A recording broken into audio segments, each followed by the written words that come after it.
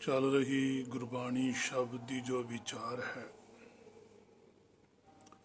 जो गुर किरपा द्वारा ਆਪਾਂ ਸਾਰੇ ਰਲ ਕੇ ਕਰਦੇ ਹਾਂ।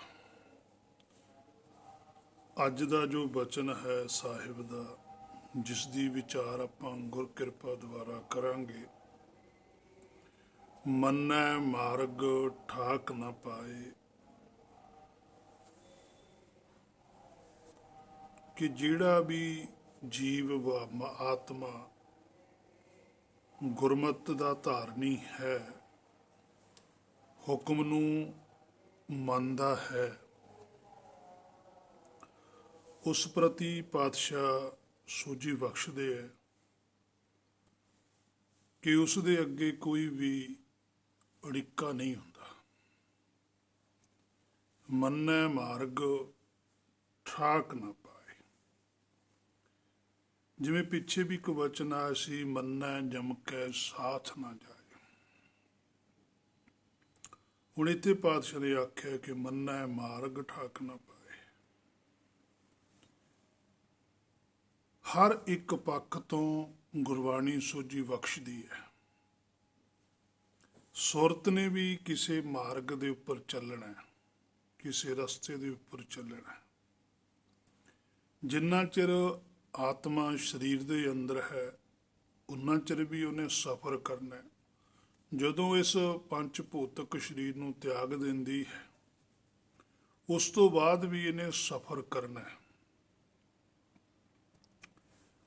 ਇਸੇ ਕਰਕੇ ਪਾਤਸ਼ਾਹ ਨੇ ਆਖਿਆ ਕਿ ਮੰਨੈ ਮਾਰਗ ਠਾਕ ਨਾ ਪਾਏ, ਕਿ ਜਿਹੜਾ ਵੀ ਗੁਰਮੁਖ ਹੈ, ਹੁਕਮ ਦਾ ਧਾਰਨੀ ਹੈ, ਉਹਨੂੰ ਇਸ ਭਵ ਸਾਗਰ ਦੇ ਅੰਦਰ ਵੀ ਬੜੇ ਅੜਿੱਕੇ ਪੈਂਦੇ,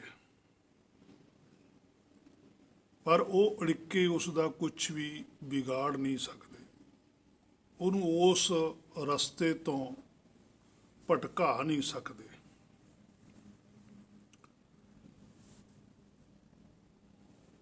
ਇਹ ਗੱਲਾਂ ਗੁਰਬਾਣੀ 'ਚ ਪਾਤਸ਼ਾਹ ਨੇ ਕਿਉਂ ਆਖੀਆਂ? ਕਿਉਂਕਿ ਸੰਸਾਰੀ ਧਰਮ ਨੂੰ ਮੰਨਣ ਵਾਲੇ ਵੀ ਇਹ ਗੱਲ ਆਖਦੇ ਸਨ ਕਿ ਜਿਹੜਾ ਅਸੀਂ ਤੁਹਾਨੂੰ ਸੱਚ ਦਾ ਉਪਦੇਸ਼ ਦਿੰਦੇ ਹਾਂ, ਇਹਦੇ ਵਿੱਚ ਕੋਈ ਕਮੀ ਦੱਸੋ, ਕੋਈ ਰੋਕ ਦੱਸੋ। ਤਾਂ ਜਦੋਂ ਭਗਤ ਸਾਹਿਬਾਨਾਂ ਦੇ ਹਿਰਦੇ ਦੇ ਅੰਦਰ ਸ਼ਬਦ ਗੁਰੂ ਪ੍ਰਗਟ ਹੋਇਆ, ਤਾਂ ਉਹਨਾਂ ਭਗਤ ਸਾਹਿਬਾਨਾਂ ਨੇ, ਉਹਨਾਂ ਜੋ ਸੰਸਾਰੀ ਧਾਰਮਿਕ ਆਗੂ ਸਨ, ਉਹਨਾਂ ਨੂੰ ਇਸ ਗੱਲ ਤੇ ਰੋਕ ਲਾਈ ਕਿ ਜੋ ਮਾਰਗ ਤੁਸੀਂ ਧਰਮ ਦਾ ਦੱਸਦੇ ਹੋ, ਇਹ ਮਾਰਗ ਸ੍ਰੇਸ਼ਟ ਨਹੀਂ ਹੈ, ਇਹ ਮਾਰਗ ਸ਼ੁੱਧ ਨਹੀਂ ਹੈ। ਤਾਂ ਹੀ ਗੁਰਬਾਣੀ ਦੇ ਅੰਦਰ ਬਾਰ-ਬਾਰ ਇਸ ਗੱਲ ਦੀ ਸੋਝੀ ਕਰਵਾਈ ਜਾਂਦੀ ਹੈ। ਸ੍ਰੀ ਪਾਤਸ਼ਾਹ ਕਬੀਰ ਸਾਹਿਬ ਵੀ ਕਹਿੰਦੇ, ਕਬੀਰ ਬਾਹਮਣ ਗੁਰੂ ਹੈ ਜਗਤ ਕਾ, ਭਗਤਨ ਕਾ ਗੁਰ ਨਾਹਿ। ਹੁਣ ਉਸ ਵੇਲੇ ਜੋ ਬ੍ਰਾਹਮਣ ਹੈ, ਉਹ ਆਪਣੇ ਆਪ ਨੂੰ ਗੁਰੂ ਕਹਾ ਰਿਹਾ ਹੈ। ਹੁਣ ਗੁਰੂ ਦੀ ਗੱਲ ਨੂੰ ਰੋਕ ਦੇਣਾ ਬੜੀ ਵੱਡੀ ਗੱਲ ਹੈ, ਕਿਉਂਕਿ ਗੁਰੂ ਤਾਂ ਸੰਪੂਰਨ ਸੋਝੀ ਦਾ ਮਾਲਕ ਹੁੰਦਾ ਹੈ। ਤੇ ਪਰ ਉਸ ਬ੍ਰਾਹਮਣ ਨੂੰ ਪਾਤਸ਼ਾਹ ਕਹਿੰਦੇ ਵੀ ਤੂੰ ਤਾਂ ਸੰਸਾਰ 'ਚ ਗੁਰੂ ਕਹਾ ਰਿਹਾ, ਪਰ ਸਾਡੇ ਲਈ ਤਾਂ ਤੂੰ ਗੁਰ ਵੀ ਨਹੀਂ ਹੈ। ਭਾਵ ਕਿ ਜਿਹੜੀ ਗੁਰਮਤਿ ਸਾਡੇ ਹਿਰਦੇ 'ਚ ਪ੍ਰਗਟ, ਉਹਦਾ ਤੈਨੂੰ ਪਤਾ ਵੀ ਨਹੀਂ ਹੈ। ਜਿਹੜੇ ਮਾਰਗ ਤੇ ਸਾਡੀ ਸੁਰਤ ਚੱਲਦੀ ਹੈ, ਉਸ ਮਾਰਗ ਦਾ ਤਾਂ ਤੈਨੂੰ ਸੋਝੀ ਵੀ ਨਹੀਂ ਹੈ। ਹਾਂ, ਇਹ ਗੱਲ ਠੀਕ ਹੈ ਕਿ ਜਿਹੜਾ ਗੁਰਮਤਿ ਦਾ ਮਾਰਗ ਹੈ, ਇਹਦੇ ਉੱਪਰ ਕੋਈ ਵਿਰਲੀ ਹੀ ਜੀਵ ਆਤਮਾ ਚੱਲਦੀ ਹੈ। ਜੋ ਸੰਸਾਰੀ ਧਰਮ ਦੀ ਪ੍ਰਕਿਰਿਆ, ਉਹਦੇ ਤੇ ਬੇਅੰਤ ਲੋਕ ਚੱਲਦੇ ਆ। ਕਬੀਰ ਜਿਹੇ ਮਾਰਗ ਪੰਡਤ ਗਏ ਪਾਛੇ ਪਰੀ ਬਹੀਰ। ਜਿਹੜਾ ਮਾਰਗ ਪੰਡਤ ਨੇ ਦੱਸਿਆ, ਬ੍ਰਾਹਮਣ ਨੇ ਦੱਸਿਆ, ਜੋਗੀ ਨੇ ਦੱਸਿਆ, ਉਹਦੇ ਤੇ ਤਾਂ ਬਹੁਤ ਜ਼ਿਆਦਾ ਲੋਕ ਚੱਲਦੇ। ਆਓ ਕਟ ਘਾਟੀ ਰਾਮ ਕੀ ਤੇ ਚੜ ਰਹੇ ਹੋ ਕਬੀਰ। ਕਬੀਰ ਸਾਹਿਬ ਕਹਿੰਦੇ ਜਿਹੜੀ ਘਾਟੀ ਤੇ ਮੈਂ ਚੜ੍ਹਦੇ ਤਾਂ ਬੜੀ ਔਖੀ ਹੈ। ਇੱਥੇ ਤਾਂ ਕਹਿੰਦੇ ਮੈਂ ਇਕੱਲਾ ਹੀ ਹਾਂ, ਮੇਰੇ ਪਿੱਛੇ ਦਾ ਕੋਈ ਵੀ ਨਹੀਂ ਹੈ। ਕਿਉਂਕਿ ਜਿਹੜੀ ਘਾਟੀ ਤੇ ਸ੍ਰੀ ਪਾਤਸ਼ਾਹ ਕਬੀਰ ਸਾਹਿਬ ਚੜ੍ਹਦੇ ਆ ਉਹ ਘਾਟੀ ਸੰਸਾਰ ਨੂੰ ਛੱਡਣ ਦੀ ਗੱਲ ਕਰਦੀ ਹੈ। ਤੇ ਜਿਹੜੇ ਮਾਰਗ ਤੇ ਪੰਡਤ ਚੱਲਦਾ, ਬ੍ਰਾਹਮਣ ਚੱਲਦਾ, ਜੋਗੀ ਚੱਲਦਾ, ਜਾਂ ਅੱਜ ਦਾ ਜੋ ਸੰਤ ਹੈ ਉਹ ਚੱਲਦਾ, ਉਹ ਸੰਸਾਰ ਨਾਲ ਜੁੜਨ ਦੀ ਗੱਲ ਕਰਦਾ, ਉਹ ਸੰਸਾਰ 'ਚ ਇੱਛਾ ਪੂਰੀਆਂ ਕਰਦਾ, ਉਹ ਸੰਸਾਰ 'ਚ ਸੁੱਖ ਦੇਣ ਦੀ ਗੱਲ ਕਰਦਾ, ਉਹ ਸੰਸਾਰ 'ਚ ਪਕੜ ਵਧਾਉਂਦਾ। ਤੇ ਉਹਦੇ ਮਗਰ ਤਾਂ ਸੁਭਾਵਿਕ ਹੀ ਹੈ ਕਿ ਲੋਕ ਚੱਲਣਗੇ। ਹੁਣ ਜਿਹੜਾ ਆਖੂਗਾ ਵੀ ਇਹ ਸੰਸਾਰ ਨੂੰ ਛੱਡੋ, ਇੱਥੇ ਕੁਝ ਵੀ ਨਹੀਂ ਹੈ, ਇਹ ਸਭ ਝੂਠ ਹੈ, ਤੇ ਹੁਣ ਉਹਦੇ ਮਗਰ ਤਾਂ ਨਹੀਂ ਕੋਈ ਜਾਊਗਾ। ਉਹ ਤਾਂ ਫਿਰ ਸਵੈਮ ਇਕੱਲਾ ਹੀ ਰਹੂਗਾ।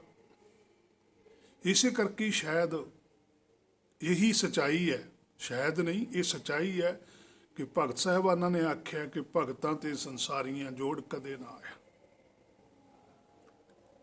ਨਹੀਂ ਗੱਲ ਬਣ ਸਕਦੀ। ਸੋ ਉਹਨਾਂ ਨੂੰ ਪਾਤਸ਼ਾਹ ਨੇ ਆਖਿਆ ਵੀ ਜਿਹੜਾ ਕੁਝ ਤੁਸੀਂ ਧਰਮ ਦਾ ਰਸਤੇ ਤੇ ਚੱਲ ਰਹੇ ਹੋ, ਤੁਹਾਡੇ ਰਸਤੇ ਤੇ ਤਾਂ ਅਸੀਂ ਡਿੱਕਾ ਲਾਉਂਦੇ ਹਾਂ, ਔਰ ਜਿਹੜੇ ਮਾਰਗ ਦੀ ਅਸੀਂ ਗੱਲ ਕਰਦੇ ਹਾਂ ਤੁਸੀਂ ਇੱਥੇ ਠਾਕ ਲਾ ਕੇ ਦਿਖਾਓ, ਤੁਸੀਂ ਰੋਕ ਲਾਓ। ਜੇ ਗੁਰਬਾਣੀ ਨੇ ਇਹ ਗੱਲ ਆਖੀ ਕਿ ਝੂਠ ਨਾ ਬੋਲ ਪਾਂਡੇ ਸੱਚ ਕਹੀਏ, ਤਾਂ ਪਾਂਡੇ ਨੇ ਕੋਈ ਜਵਾਬ ਨਹੀਂ ਦਿੱਤਾ। ਪਾਤਸ਼ਾਹ ਕਹਿੰਦੇ ਸਾਡੀ ਗੱਲ ਨੂੰ ਰੱਦ ਕਰਕੇ ਦਿਖਾ। ਜੋ ਕੁਝ ਅਸੀਂ ਗੁਰਬਾਣੀ 'ਚੋਂ ਬੋਲਦੇ ਹਾਂ ਉਸ ਗੱਲ ਦਾ ਤੂੰ ਰੋਕ ਲਾ ਵੀ ਕਿਸੇ ਗੱਲੋਂ ਅਸੀਂ ਗਲਤ ਬੋਲੇ। ਜਿਹੜੇ ਮਾਰਗ ਦੀ ਅਸੀਂ ਗੱਲ ਕਰਦੇ ਹਾਂ ਉਸ ਮਾਰਗ ਨੂੰ ਕੱਟ ਕੇ ਦਿਖਾ। ਸੋ ਜਿਹੜਾ ਮਾਰਗ ਤੁਹਾਡੇ ਕੋਲ ਅਸੀਂ ਉਹਨੂੰ ਕੱਟਦੇ ਹਾਂ।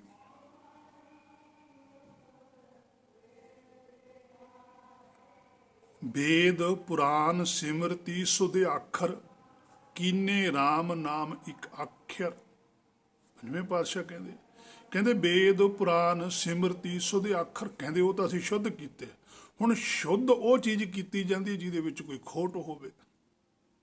ਚੀਜ਼ ਕੋਈ ਖੋਟ ਹੀ ਨਹੀਂ, ਉਹਨੂੰ ਕਿਹੜਾ ਸ਼ੁੱਧ ਕਰੂ। ਗੁਰਬਾਣੀ 'ਚ ਕੋਈ ਖੋਟ ਕੱਢ ਕੇ ਦਿਖਾਵੇ, ਔਰ ਗੁਰਬਾਣੀ ਦੇ ਕੋਈ ਬਚਨਾਂ ਨੂੰ ਰੱਦ ਕਰਕੇ ਦਿਖਾਵੇ। ਹਾਂ ਇਹ ਗੱਲ ਠੀਕ ਹੈ, ਮੰਨੇ ਨਾ ਮੰਨੇ ਉਹ ਵੱਖਰੀ ਗੱਲ ਹੈ। ਮੰਨਣਾ ਨਾ ਮੰਨਣਾ ਗੱਲ ਜੀਭ ਦੀ ਹੈ, ਪਰ ਇਹਨੂੰ ਕੋਈ ਰੱਦ ਕਰਕੇ ਦਿਖਾਵੇ। ਕਿਸੇ ਵੀ ਪੱਖ ਤੋਂ ਕੋਈ ਵੀ ਸ਼ਬਦ ਨੂੰ ਕੋਈ ਰੱਦ ਨਹੀਂ ਕਰ ਸਕਿਆ। ਜਿਸ ਵੇਲੇ ਪਾਤਸ਼ਾਹ ਸਰੀਰ ਕਰਕੇ ਸਨ ਉਸ ਵੇਲੇ ਵੀ ਨਹੀਂ, ਹੁਣ ਵੀ ਨਹੀਂ ਕੋਈ ਰੱਦ ਕਰ ਸਕਦਾ, ਕਿਉਂਕਿ ਹੁਣ ਵੀ ਭਗਤ ਹੈਗਾ। ਜਦੋਂ ਵੀ ਕੋਈ ਗੁਰਬਾਣੀ ਦੀ ਵਿਚਾਰਧਾਰਾ ਨੂੰ ਬਦਲਣਾ ਚਾਹੂਗਾ, ਭਗਤ ਉਸੇ ਵੇਲੇ ਪਰਮੇਸ਼ਰ ਪ੍ਰਗਟ ਕਰਦਾ ਹੈ। ਇਸੇ ਕਰਕੇ ਅੱਜ ਜਿਹੜੇ ਸੰਸਾਰੀ ਤੌਰ ਤੇ ਵੀ ਧਾਰਮਿਕ ਆਗੂ ਨੇ, ਉਹਨਾਂ ਦੇ ਜਿਹੜਾ ਵਿਰੋਧ 'ਚ ਕੋਈ ਬੋਲਦਾ ਉਹ ਇਸੇ ਕਰਕੇ ਬੋਲਦਾ, ਪਰਮੇਸ਼ਰ ਹੀ ਬੁਲਾਉਂਦਾ ਕਿ ਤੁਸੀਂ ਗੁਰਬਾਣੀ ਨੂੰ ਗਲਤ ਕਿਉਂ ਪਰਸਾਉਂਦੇ ਹੋ। ਉਹਨਾਂ ਦੇ ਉੱਪਰ ਤਾਂ ਹੀ ਰੋਕ ਲੱਗਦੀ ਹੈ। ਇਸੇ ਕਰਕੇ ਉਹਨਾਂ ਕੋਲ ਪੂਰਨ ਕੋਈ ਜਵਾਬ ਨਹੀਂ ਹੁੰਦਾ, ਉਹ ਚੁੱਪ ਕਰ ਜਾਂਦੇ। ਪਰ ਭਗਤ ਸਾਹਿਬਾਨਾਂ ਕੋਲ ਜਵਾਬ ਸੀ। ਉਹਨਾਂ ਨੇ ਹਰ ਇੱਕ ਗੱਲ ਦਾ ਜਵਾਬ ਦਿੱਤਾ, ਉਹ ਭਲਾ ਕਰਨ ਵਾਸਤੇ ਦਿੱਤਾ ਹੈ। ਇਸੇ ਕਰਕੇ ਪਾਤਸ਼ਾਹ ਨੇ ਹੇ ਮੇਰੇ ਮਨਾਂ ਬਾਰ-ਬਾਰ ਸਮਝਾਇਆ ਕਿ ਜਦੋਂ ਤੇਰੀ ਸੁਰਤ ਉਸ ਹੁਕਮ ਦੇ ਉੱਪਰ ਚੱਲਣ ਲੱਗ ਪਈ, ਹੁਕਮ ਦੇ ਅਨੁਸਾਰ ਹੀ ਹੋ ਕੇ ਚੱਲਣ ਲੱਗ ਪਈ, ਤਾਂ ਕੋਈ ਤੇਰੇ ਰਸਤੇ ਦੇ ਵਿੱਚ ਡਿੱਕਾ ਨਹੀਂ ਪਾ ਸਕਦਾ। ਕਿਸੇ ਦੀ ਜ਼ਰੂਰਤ ਨਹੀਂ ਹੈ ਕਿ ਉਹ ਤੇਰੀ ਗੱਲ ਨੂੰ ਕੋਈ ਰੱਦ ਕਰੇ, ਕੋਈ ਕੱਟ ਕੇ ਦਿਖਾਵੇ। ਸੋ ਨਹੀਂ ਕੱਟ ਸਕਦਾ। ਆਪਾਂ ਗੁਰਬਾਣੀ ਚੋਂ ਹੋਰ ਵੀ ਬਚਨ ਦੇਖਦੇ ਆ। ਅੰਗ 99 ਦੇ ਉੱਪਰ ਪਾਤਸ਼ਾਹ ਕਹਿੰਦੇ ਆ, ਹਰ ਮਾਰਗ ਚਲਤ ਭਰਮ ਸਗਲਾ ਖੋਇਆ। ਜਦੋਂ ਸੁਰਤ ਹਰ ਦੇ ਮਾਰਗ ਤੇ ਚੱਲਦੀ ਹੈ, ਹਰ ਹੈ ਸਾਡਾ ਆਪਣਾ ਮੂਲ ਸੱਚ। ਹਰ ਮਾਰਗ ਚਲਤ, ਜਦੋਂ ਸੁਰਤ ਉਸ ਰਸਤੇ ਤੇ ਚੱਲਦੀ ਹੈ, ਆਪਣੇ ਮੂਲ ਨਾਲ ਜੁੜਨਾ ਚਾਹੁੰਦੀ ਹੈ, ਤਾਂ ਭਰਮ ਸਗਲਾ ਖੋਇਆ, ਸਾਰਾ ਭਰਮ ਖਤਮ ਹੋ ਜਾਂਦਾ, ਕੋਈ ਡਿੱਕਾ ਹੀ ਨਹੀਂ ਪੈਂਦਾ। ਸਗੋਂ ਉਹ ਤਾਂ ਖੁਸ਼ ਹੁੰਦੇ ਆ ਸੱਚਖੰਡ ਵਾਲੇ ਵੀ, ਸ਼ੁਕਰ ਹੈ ਕੋਈ ਆਤਮਾ ਸੱਚ ਵੱਲ ਨੂੰ ਆ ਰਹੀ ਹੈ। ਜੇ ਕੋਈ ਜੰਗਲ ਦੇ ਵਿੱਚ ਘਰ ਹੋਵੇ, ਉਧਰ ਨੂੰ ਕੋਈ ਇਕੱਲਾ ਬੰਦਾ ਤੁਰਿਆ ਜਾਂਦਾ ਹੋਵੇ, ਤਾਂ ਉਹ ਜਿਹੜੇ ਘਰ ਵਾਲੇ ਉਹ ਤਾਂ ਸ਼ੁਕਰ ਮਨਾਉਂਦੇ ਵੀ ਸ਼ੁਕਰ ਹੈ ਸਾਡੇ ਘਰ ਵੱਲ ਨੂੰ ਕੋਈ ਆ ਰਿਹਾ, ਨਹੀਂ ਤਾਂ ਜੰਗਲ ਵੱਲ ਨੂੰ ਕੋਈ ਆਉਂਦਾ ਹੀ ਨਹੀਂ। ਇਸੇ ਤਰ੍ਹਾਂ ਸੱਚਖੰਡ ਵਾਲੇ ਵੀ ਬਹੁਤ ਖੁਸ਼ ਹੁੰਦੇ ਆ ਜਦੋਂ ਕੋਈ ਜੀਵ ਆਤਮਾ ਸੱਚਖੰਡ ਵੱਲ ਨੂੰ ਜਾਣਾ ਚਾਹੁੰਦੀ ਹੈ, ਹੁਕਮ ਵੱਲ ਨੂੰ ਜਾਣਾ ਚਾਹੁੰਦੀ ਹੈ। ਉਹ ਵੀ ਬਹੁਤ ਪ੍ਰਸੰਨ ਹੁੰਦੇ ਆ ਵੀ ਸ਼ੁਕਰ ਹੈ ਇਸ ਭਵ ਸਾਗਰ ਚੋਂ ਕੋਈ ਤਾਂ ਬਾਹਰ ਨਿਕਲਣਾ ਚਾਹੁੰਦਾ ਹੈ। ਫਿਰ ਉਹਦੀ ਮਦਦ ਵੀ ਕਰਦੇ ਆ। ਉਹਦੇ ਅੱਗੇ ਜਿਹੜੇ ਅੜਿੱਕੇ ਆਉਂਦੇ ਆ ਉਹਨਾਂ ਨੂੰ ਫਿਰ ਦੂਰ ਵੀ ਕਰਦੇ ਆ। ਪਰ ਜੇ ਕੋਈ ਜਾਣਾ ਹੀ ਨਹੀਂ ਚਾਹੁੰਦਾ ਫਿਰ ਨਹੀਂ ਹੈ। ਉਹ ਕਹਿੰਦੇ ਤੁਹਾਡਾ ਤਾਂ ਜੀ ਲੱਗਿਆ ਹੋਇਆ ਇੱਥੇ, ਤੁਸੀਂ ਤਾਂ ਇੱਥੋਂ ਨਿਕਲਣਾ ਹੀ ਨਹੀਂ ਚਾਹੁੰਦੇ। ਜੇ ਕੋਈ ਨਿਕਲਣਾ ਚਾਹੇ, ਜਿਵੇਂ ਪਾਤਸ਼ਾਹ ਕਹਿੰਦੇ ਆ, ਬਾਹਾਂ ਦੇ ਬਾਪ ਬੀਠਲਾ, ਮੈਂ ਅਜਾਨ ਜਨ ਤਰਵੇ ਨਾ ਜਾਣ। ਹੁਣ ਉਹਨੇ ਤਾਂ ਕਿਹਾ ਕਿ ਮੈਨੂੰ ਬਾਂਹ ਦੇ, ਮੈਨੂੰ ਹੁਕਮ ਦੇ, ਮੈਨੂੰ ਸੋਝੀ ਦੇ, ਤਾਂ ਉਹਨਾਂ ਨੇ ਦਿੱਤੀ। ਹੁਣ ਜਿਹਨੇ ਕਿਹਾ ਹੀ ਨਹੀਂ ਉਹਨੂੰ ਨਹੀਂ ਉਹ ਦਿੰਦੇ। ਜਿੰਨਾ ਚਿਰ ਸਾਡੇ ਅੰਦਰ ਸਵੈਮ ਆਪਣੇ ਅੰਦਰ ਹੀ ਭੁੱਖ ਨਹੀਂ ਪੈਦਾ ਹੁੰਦੀ ਕਿ ਸਾਨੂੰ ਨਾਮ ਮਿਲੇ, ਹੁਕਮ ਦੀ ਸੋਝੀ ਆਵੇ, ਉਨਾ ਚਿਰ ਨਹੀਂ ਆਉਂਦੀ ਹੈ। ਕਿਉਂਕਿ ਅਸੀਂ ਤਾਂ ਸਾਰਾ ਕੁਝ ਮੰਨੀ ਬੈਠੇ ਹਾਂ ਵੀ ਸਾਡੇ ਕੋਲ ਸਾਰਾ ਕੁਝ ਹੈ। ਉਹ ਕਹਿੰਦੇ ਵੀ ਸਾਨੂੰ ਚਾਹੀਦਾ। ਨਾਨਕ ਜੀ ਕਹਿੰਦੇ, ਨਾਨਕ ਨਾਮ ਮਿਲੇ ਤਾਂ ਜੀਵਾਂ, ਤਨ ਮਨ ਥੀਵੈ ਹਰਿਆ। ਉਹ ਤਾਂ ਕਹਿੰਦੇ ਕਿ ਸਾਨੂੰ ਨਾਮ ਮਿਲੇ ਤਾਂ ਅਸੀਂ ਜਿਉਂਦੇ ਹਾਂ। ਹੇ ਮੇਰੇ ਮਨ, ਤੂੰ ਕਹਿੰਦਾ ਮੇਰੇ ਕੋਲ ਨਾਮ ਹੈਗਾ, ਤੈਨੂੰ ਨਾਮ ਬਾਰੇ ਪਤਾ ਵੀ ਕੁਛ ਨਹੀਂ। ਇਸੇ ਕਰਕੇ ਤੇਰੀ ਸੁਰਤ ਦੇ ਵਿੱਚ ਅੜਿੱਕੇ ਹੀ ਅੜਿੱਕੇ ਨੇ। ਹਰ ਮਾਰਗ ਚਲਤ ਭਰਮ ਸਗਲਾ ਖੋਇਆ, ਫਿਰ ਸਾਰਾ ਹੀ ਭਰਮ ਦੂਰ ਹੋ ਜਾਂਦਾ, ਅਸਲੀਅਤ ਸਾਹਮਣੇ ਆ ਜਾਂਦੀ ਹੈ। ਅੰਗ 136 ਉੱਪਰ ਵੀ ਪਾਤਸ਼ਾਹ ਕਹਿੰਦੇ, ਸੱਚੇ ਮਾਰਗ ਚੱਲਦੇ ਆ ਉਸਤਤ ਕਰੇ ਜਹਾਨ। ਜਦੋਂ ਸੁਰਤ ਸੱਚੇ ਰਸਤੇ ਤੇ ਚੱਲਣਾ ਚਾਹੁੰਦੀ ਹੈ, ਉਸ ਮਾਰਗ ਤੇ ਚੱਲਦੀ ਹੈ, ਤਾਂ ਉਸਤਤੀ ਕਰੇ ਜਹਾਨ। ਇਹ ਗੱਲ ਦੀ ਸੱਚਾਈ ਹੈ ਕਿ ਜੇ ਕੋਈ ਸੱਚ ਦੇ ਮਾਰਗ ਤੇ ਚੱਲਦਾ, ਲੋਕ ਉਹਦੀ ਉਸਤਤ ਜ਼ਰੂਰ ਕਰਦੇ ਆ ਵੀ ਆਹ ਤਾਂ ਬੰਦਾ ਸੱਚ ਦੇ ਰਸਤੇ ਤੇ ਚੱਲਦਾ, ਪਰ ਉਹ ਆਪ ਨਹੀਂ ਚੱਲਣਾ ਚਾਹੁੰਦੇ ਸੱਚ ਦੇ ਰਸਤੇ ਤੇ। ਜਿਵੇਂ ਅੱਜ ਅਸੀਂ ਪਾਤਸ਼ਾਹੀਆਂ ਦੀਆਂ ਉਦਾਹਰਨਾਂ ਦਿੰਦੇ ਹਾਂ, ਗੁਰਸਿੱਖਾਂ ਦੀਆਂ ਉਦਾਹਰਨਾਂ ਦਿੰਦੇ ਹਾਂ ਵੀ ਉਹਨਾਂ ਨੇ ਜੀਵਨ ਚਾਹੇ ਕੀਤਾ, ਸੱਚ ਬੋਲਿਆ, ਡਰੇ ਨਹੀਂ, ਪਰ ਅਸੀਂ ਸਵੈਮ ਆਪ ਨਹੀਂ ਸੱਚ ਬੋਲਣਾ ਚਾਹੁੰਦੇ। ਸਾਨੂੰ ਇਸ ਗੱਲ ਦਾ ਭਰਮ ਪੈ ਗਿਆ ਵੀ ਉਹਨਾਂ ਦੀ ਉਸਤਤ ਕਰਕੇ ਹੀ ਸ਼ਾਇਦ ਕਿਰਪਾ ਹੋ ਜਾਂਦੀ ਹੈ, ਉਹਨਾਂ ਦੀ ਜੈ ਜੈਕਾਰ ਕਰਕੇ ਹੀ ਸਾਡੇ ਤੇ ਕਿਰਪਾ ਹੋ ਜਾਣੀ ਹੈ। ਹੇ ਮੇਰੇ ਮਨਾ, ਇਸ ਤਰ੍ਹਾਂ ਨਹੀਂ ਹੋ ਸਕਦੀ। ਉਹਨਾਂ ਦੀ ਉਸਤਤ ਕਰਨ ਵਾਸਤੇ ਵੀ ਅਸੀਂ ਆਪਣੇ ਵੱਲੋਂ ਇੱਛਾ ਪੈਦਾ ਕੀਤੀ ਹੈ। ਉਹਨਾਂ ਨੇ ਨਹੀਂ ਆਖਿਆ ਵੀ ਸਾਡੀ ਉਸਤਤ ਕਰਿਓ। ਗੁਰਬਾਣੀ ਦੇ ਅੰਦਰ ਕਿਤੇ ਨਹੀਂ ਲਿਖਿਆ ਪਾਤਸ਼ਾਹੀਆਂ ਨੇ, ਭਗਤ ਸਾਹਿਬਾਨ ਨੇ, ਕਿ ਸਾਡੀ ਵਡਿਆਈ ਕਰਨੀ। ਪਰ ਦੂਜੇ ਪਾਸੇ ਸੱਚੇ ਮਾਰਗ ਚੱਲਦੇ ਆ, ਜਿਹੜੇ ਸੱਚੇ ਮਾਰਗ ਦੇ ਉੱਪਰ ਚੱਲਦੇ ਨੇ, ਜਿਹੜੇ ਗੁਰਮੁਖ ਨੇ, ਉਸਤਤੀ ਕਰੇ ਜਹਾਨ। ਉਹ ਉਸਤਤ ਕਰਦੇ ਆ ਜਹਾਨ ਦੇ ਵਿੱਚ, ਸੱਚਖੰਡ ਦੇ ਵਿੱਚ, ਸੰਸਾਰ ਦੇ ਅੰਦਰ। ਉਹ ਉਸਤਤੀ ਕਰਦੇ ਆ ਸੱਚਖੰਡ ਦੀ, ਹੁਕਮ ਦੀ। ਉਹਨਾਂ ਦੇ ਮੁੱਖੋਂ ਉਸਤਤੀ ਨਿਕਲਦੀ ਹੈ। ਉਹ ਕਹਿੰਦੇ ਆ, ਵਾਹ ਵਾਹ ਬਾਣੀ ਨਿਰੰਕਾਰ ਹੈ। ਉਹ ਕਹਿੰਦੇ ਆ, ਸਤ ਸਾਚ ਸ੍ਰੀ ਨਿਵਾਸ ਆਦ ਪੁਰਖ, ਸਦਾ ਤੂੰ ਹੀ ਵਾਹ ਗੁਰੂ, ਵਾਹ ਗੁਰੂ, ਵਾਹ ਗੁਰੂ, ਵਾਹੇ ਜੀਓ। ਉਹ ਸਿਫਤ ਕਰਦੇ ਆ ਗੁਰੂ ਦੀ, ਜਿਹੜੇ ਉਸ ਮਾਰਗ ਤੇ ਚੱਲਦੇ। ਜਿਹੜੇ ਉਸ ਮਾਰਗ ਤੇ ਨਹੀਂ ਚੱਲਦੇ, ਉਸਤਤ ਹੀ ਨਹੀਂ ਕਰਦੇ, ਉਹ ਸਿਰਫ ਇੱਕ ਰਟੀ ਰਟਾਈ ਗੱਲ ਕਰਦੇ ਆ। ਵਾਹ ਸ਼ਬਦ ਹੁੰਦਾ ਹੁਕਮ, ਵਾਹ ਗੁਰੂ। ਗੁਰੂ ਹੈ ਸਮੁੱਚਾ ਸੱਚਖੰਡ, ਹਾਕਮ ਨੇ ਜਿੰਨੇ ਵੀ ਉੱਥੇ। ਉਹਨਾਂ ਸਾਰੇ ਹਾਕਮਾਂ ਦੀ ਜਿਹੜੀ ਸਵੈ ਇੱਛਾ ਹੈ, ਉਹ ਵਾਹ ਹੈ, ਉਹ ਹੁਕਮ ਹੈ। ਹੁਕਮ ਹੀ ਸਭ ਨੂੰ ਵਿਸਮਾਦ ਕਰਦਾ।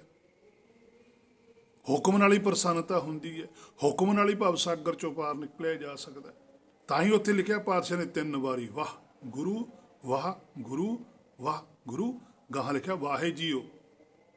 ਜੀਓ ਹੈ ਜਿਹੜਾ, ਉਹਨੂੰ ਜਾ ਕੇ ਉੱਥੇ ਸੱਚਖੰਡ ਦੇ ਵਿੱਚ ਸਨਮਾਨਿਤ ਕੀਤਾ ਜਾਂਦਾ ਹੈ। ਜਿਹੜਾ ਜੀਓ ਵਾਹੇ ਹੈ, ਜਿਹਦੇ ਕੋਲ ਹੁਕਮ ਹੈ, ਜਿਹਦੇ ਕੋਲ ਨਾਮ ਹੈ, ਜਿਹੜਾ ਨਾਮ ਦੀ ਪ੍ਰਾਪਤੀ ਕਰਕੇ ਜਾਂਦਾ, ਉਸ ਜੀਓ ਨੂੰ ਆਖਿਆ ਜਾਂਦਾ ਹੈ। ਹੁਣ ਨਾਮ ਗੁਰੂ ਕੋਲੋਂ ਮਿਲਦਾ ਹੈ। ਗੁਰੂ ਹੈ ਪਰਮੇਸ਼ਰ, ਸੱਚਖੰਡ। ਸਾਰੇ ਸੱਚਖੰਡ ਦੀ ਸਵੈ ਇੱਛਾ ਹੁਕਮ ਹੈ, ਉਹ ਹੈ ਵਾਹ। ਤਾਂ ਹੀ ਉੱਥੇ ਲਿਖਿਆ ਵਾਹ ਵਾਹ ਬਾਣੀ ਨਿਰੰਕਾਰ ਹੈ, ਕਿ ਜਿਹੜਾ ਉਹਦਾ ਹੁਕਮ ਹੈ ਉਹ ਬਾਣੀ ਰੂਪ 'ਚ ਹੈ। ਉਹ ਬਾਣੀ ਹੈ ਜਿਹੜੀ ਉਹ ਨਿਰਾਕਾਰ ਹੈ, ਉਹਦਾ ਕੋਈ ਆਕਾਰ ਨਹੀਂ ਹੈ, ਉਹ ਕਿਸੇ ਰੂਪ ਰੇਖ ਰੰਗ 'ਚ ਨਹੀਂ ਆਉਂਦੀ ਹੈ। ਉਹ ਸਵੈਮ ਆਪਣੇ ਹਿਰਦੇ 'ਚੋਂ ਪ੍ਰਗਟ ਹੁੰਦੀ ਹੈ। ਉਹ ਫੁਰਦਾ ਹੀ ਹੈ, ਸੋਈ ਨਾਮ ਅਛਲ ਗੁਰ ਅਮਰ ਦਾਸ ਕੋ ਫੁਰੇ, ਉਹ ਸਭ ਦੇ ਹਿਰਦੇ ਚੋਂ ਫੁਰਨਾ ਫੁਰਦਾ ਹੈ। ਸੋ ਸੱਚੇ ਮਾਰਗ ਚੱਲਦੇ ਆ। ਆ ਗੁਰਬਾਣੀ ਉਹਨਾਂ ਪੁਰਖਾਂ ਨੇ ਉਸਤਤੀ ਕੀਤੀ ਹੈ ਉਸ ਹੁਕਮ ਦੀ। ਜਹਾਨ ਦੇ ਅੰਦਰ, ਜਹਾਨ ਦਾ ਭਾਵ ਹੁੰਦਾ ਜਿਹੜੇ ਜਾਗਦੇ ਹੈ। ਜਾਗਦਿਆਂ ਨੂੰ ਪਤਾ ਲੱਗੂ ਨਾ ਵੀ ਉਹ ਉਸਤਤੀ ਕਰਦੇ। ਅਸੀਂ ਸੁੱਤੇ ਪਏ ਹਾਂ, ਅਸੀਂ ਉਹਨਾਂ ਦੀ ਉਸਤਤ ਕਰਨ ਲੱਗ ਗਏ। ਅਸੀਂ ਗੁਰੂ ਨਾਨਕ ਦੀ ਜੈ ਜੈਕਾਰ ਕਰਨ ਲੱਗ ਗਏ। ਅਸੀਂ ਗੁਰੂ ਨਾਨਕ ਦੀ ਜੈ ਜੈਕਾਰ ਨਹੀਂ ਸੀ ਕਰਨੀ। ਅਸੀਂ ਜੈ ਜੈਕਾਰ ਉਹਦੀ ਕਰਨੀ ਸੀ ਜਿਹਦੀ ਜੈ ਜੈਕਾਰ ਗੁਰੂ ਨਾਨਕ ਸਾਹਿਬ ਨੇ ਕੀਤੀ। ਗੁਰੂ ਨਾਨਕ ਸਾਹਿਬ ਨੇ ਸਾਨੂੰ ਹੁਕਮ ਮੰਨਣ ਦੀ ਆਗਿਆ ਦਿੱਤੀ ਹੈ। ਆਪਣੇ ਆਪ ਨੂੰ ਮੰਨਣ ਬਾਰੇ ਨਹੀਂ ਕਿਹਾ ਵੀ ਮੈਨੂੰ ਮੰਨਿਓ। ਉਹਨਾਂ ਨੇ ਕਿਹਾ ਸੀ ਹੁਕਮ ਮੰਨਿਆ ਹੋਵੇ ਪ੍ਰਵਾਨ। ਤੁਸੀਂ ਹੁਕਮ ਨੂੰ ਮੰਨਣਾ ਤਾਂ ਖਸਮੇ ਕਾ ਮਹਿਲ ਪਾਏ ਸੀ, ਤੁਸੀਂ ਵੀ ਆਪਣੇ ਮੂਲ ਨੂੰ ਜਾਣ ਲਓਗੇ। ਪਰ ਅਸੀਂ ਲੱਗ ਗਏ। ਹੁਣ ਅਸੀਂ ਇਸ ਚੀਜ਼ ਚੋਂ ਨਹੀਂ ਨਿਕਲ ਸਕਦੇ, ਕਿਉਂਕਿ ਇਹਦੇ ਵਿੱਚੋਂ ਨਿਕਲਣਾ ਹੀ ਤਾਂ ਸੂਰਮਗਤੀ ਹੈ। ਤੀਸਰੇ ਪਾਤਸ਼ਾਹ ਇਹੀ ਗੱਲ ਤਾਂ ਕਹਿੰਦੇ ਆ, ਪ੍ਰਥਮੇ ਤਿਆਗੈ ਹਉਮੈ ਪ੍ਰੀਤ। ਸਭ ਤੋਂ ਪਹਿਲਾਂ ਤਾਂ ਹਉਮੈ ਛੱਡਣੀ ਪਊਗੀ। ਹਉਮੈ ਤੋਂ ਬਾਅਦ ਆਉਂਦਾ ਦੁਤੀਆ ਤਿਆਗੈ ਲੋਕਾਂ ਰੀਤ। ਫਿਰ ਜਿਹੜੀ ਲੋਕਾਂ ਦੀ ਰੀਤ ਬਣਾਈ, ਉਹ ਸੰਸਾਰ 'ਚ ਵੀ ਕਿਸੇ ਨੇ ਕੁਛ ਬਣਾਇਆ ਹੋਇਆ, ਉਹ ਵੀ ਛੱਡਣਾ ਪੈਂਦਾ। ਫੇਰ ਕਿਤੇ ਜਾ ਕੇ ਪਰਮਾਰਥ ਬਾਰੇ ਮਾੜਾ ਮੋਟਾ ਪਤਾ ਲੱਗਦਾ, ਉਹ ਵੀ ਬਹੁਤਾ ਨਹੀਂ ਪਤਾ ਲੱਗਦਾ, ਥੋੜਾ ਬਹੁਤਾ। ਜਦੋਂ ਸੰਸਾਰੀ ਰੀਤਾਂ ਛੱਡੀਆਂ ਜਾਂਦੀਆਂ ਨੇ, ਜਦੋਂ ਸੁਰਤ ਬਿਲਕੁਲ ਸਟੇਬਲ ਹੋ ਜਾਂਦੀ ਹੈ, ਹੁਕਮ ਤੇ ਖੜ ਜਾਂਦੀ ਹੈ, ਫਿਰ ਹੁਕਮ ਪ੍ਰਗਟ ਹੋ ਜਾਂਦਾ, ਫਿਰ ਪੂਰੀ ਸੋਝੀ ਆ ਜਾਂਦੀ। ਤਾਂ ਪਾਤਸ਼ਾਹ ਨੇ ਲਿਖਿਆ ਸੱਚੇ ਮਾਰਗ ਚੱਲਦੇ ਆ ਉਸਤਤ ਕਰੇ ਜਹਾਨ। ਆ ਗੁਰਬਾਣੀ ਉਸਤਤ ਕੀਤੀ ਹੈ ਉਸ ਹੁਕਮ ਦੀ। ਅੰਗ 169 ਉੱਪਰ ਵੀ ਪਾਤਸ਼ਾਹ ਕਹਿੰਦੇ ਜਿਤ ਮਾਰਗ ਤੁਮ ਪ੍ਰੇਰੋ ਸੁਆਮੀ। ਆ ਦੇਖੋ, ਇਹ ਮੇਰੇ ਮਨਾ ਕੀ ਕਹਿੰਦੇ ਆ ਪਾਤਸ਼ਾਹ, ਕਹਿੰਦੇ ਜਿਤ ਮਾਰਗ ਤੁਮ ਪ੍ਰੇਰੋ ਸੁਆਮੀ। ਹੇ ਸੁਆਮੀ, ਜਿਹੜੇ ਮਾਰਗ ਤੇ ਤੂੰ ਚਲਾਵੇਂ, ਤੂੰ ਆਖੇ ਵੀ ਇਸ ਮਾਰਗ ਤੇ ਚਲੋ। ਤਿਤ ਮਾਰਗ ਹਮ ਜਾਤੇ। ਹੁਣ ਹਮ ਸ਼ਬਦ ਹੁੰਦਾ ਮਨ ਬੁੱਧੀ ਕਹਿੰਦੇ ਆ ਕਿ ਅਸੀਂ ਉਸੇ ਰਸਤੇ ਤੇ ਚੱਲਣ ਨੂੰ ਤਿਆਰ ਹਾਂ ਜਿਹੜੇ ਰਸਤੇ ਤੇ ਤੁਸੀਂ ਚਲਾਉਣਾ ਚਾਹੁੰਦੇ ਹੋ। ਅਸੀਂ ਆਪਣੀ ਮਰਜ਼ੀ ਨਾਲ ਨਹੀਂ ਚੱਲਣਾ, ਅਸੀਂ ਆਪਣੀ ਮਰਜ਼ੀ ਨਹੀਂ ਕਰਨੀ। ਜੋ ਤੈਨੂੰ ਭਾਉਂਦਾ ਉਹ ਕਰਵਾ। ਅਸੀਂ ਤਾਂ ਕੁਛ ਨਾ ਕੁਛ ਹੋਰ ਕਹਿ ਦਿਆਂਗੇ, ਸਾਨੂੰ ਤਾਂ ਇੰਨਾ ਪਤਾ ਨਹੀਂ ਹੈ। ਸਾਡੀ ਤਾਂ ਮੱਤ ਹੈ ਬਹੁਤ ਛੋਟੀ ਹੈ, ਬਹੁਤ ਛੋਟੀ ਮੱਤ ਹੈ ਸਾਡੀ। ਅਸੀਂ ਤਾਂ ਸੰਸਾਰ ਨੂੰ ਦੇਖ ਕੇ ਮਿੰਟ 'ਚ ਭਰਮ ਜਾਂਦੇ ਹਾਂ।